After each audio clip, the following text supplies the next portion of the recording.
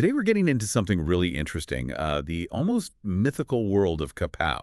This is a cult cannabis brand that basically just ignored all the usual marketing rules. We're going to unpack their, super unique flavor journey, their really surprising brand strategy, and how they pulled off that trap to top shelf thing, Right. going from underground buzz to this like elite high value brand without making a big noise about it. Yeah, it's fascinating. Kapow really built its whole reputation on, well, secrecy, scarcity, and this almost obsessive focus on one single flavor profile. You can't mistake it. And it wasn't just talk. They really moved, as they kind of put it, in berries, not batches, which was, a huge turn away from how the rest of the industry usually focuses on just pumping out volume. Okay, so paint us a picture. Yeah. How did Kapow even start to get traction? What did those early days look like? Well, Kapow started super quiet, like barely a whisper down in Southern California. Think purple dusted flour being passed around hand to hand at these really informal meetups.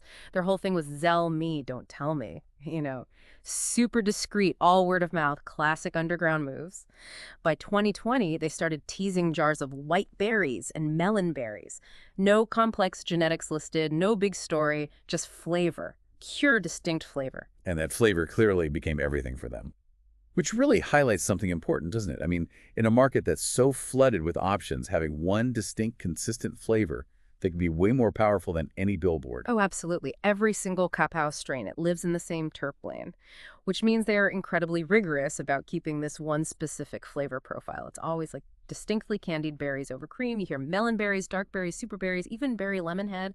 It's all variations on that one unmistakable taste. Right, that's a key point. And then in 2021, their white berries actually made the High Times magazine Cop list. They called it super small batch and underground elite. That same year, Kapow pops up on menus in New York, Houston, D.C., selling for, get this, $100 an eighth, just based on how it looked and smelled. That kind of market jump with zero traditional marketing, it really sets them apart. How did they build such a strong identity from, well, the shadows? Yeah, and that raises the big question, right? How do you build a premium brand when you're basically a ghost grower? No names, no faces, just the KB team. That was their line. But see, that anonymity, it wasn't a weakness. It was actually strategic. In this new and often heavily regulated market, being a ghost grower let them move fast, skip the usual ad spend, and build all this mystique around the product. Not some corporate face, no license details, no seed packs for sale, definitely no interviews, just as they said, terps and DMs. Just the flavor and direct messages. So, okay, their product drops weren't just about the cannabis itself. They kind of became these cultural moments. Like you mentioned, streetwear to shelf pieces with their merch. Exactly. Their merchandise. I mean, monster hats, snapbacks, these berry pillows, jerseys for $150, even limited bags going for like $2,000.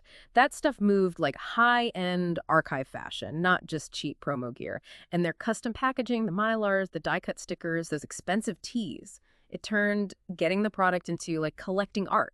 That's really what Terps' culture means, taking flavor from just a product thing to, well, a whole cultural vibe. And it really shows their commitment to being exclusive to quality. Like Right. in 2025, Kapow even partnered with Fidels for those hash holes, which for anyone who doesn't know is like a special pre-roll. 2 grams of Kapow flour, 0.6 grams of rosin, special papers, custom filters. Super loud, super limited, totally locked in. It wasn't just a joint, it was an experience. Really hammering home that no mids, no shortcuts idea. Yes. They just refused to compromise on quality. Right. Kapow's whole legacy, really, it's built on that unmistakable flavor, that signature candied berries over cream thing, plus total exclusivity, and that really intriguing ghost grower's identity. Their expensive merch and custom packaging absolutely turn product drops into collectible events. It's Terps as culture, plain and simple. And here we are, 5 years in, and Kapow keeps proving that berries don't lie, right? They've stuck to that small batch, street-level, flavor-first approach, still delivering these handcrafted fruit bombs with cult status. So think about it. They got to $100 eighths, $2,000 bags. How? By focusing relentlessly on unique flavor, on street cred, and just being totally authentic.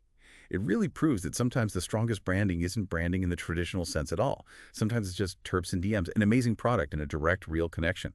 Makes you consider, doesn't it, how these really unconventional strategies can totally shake up an industry, even starting from way underground.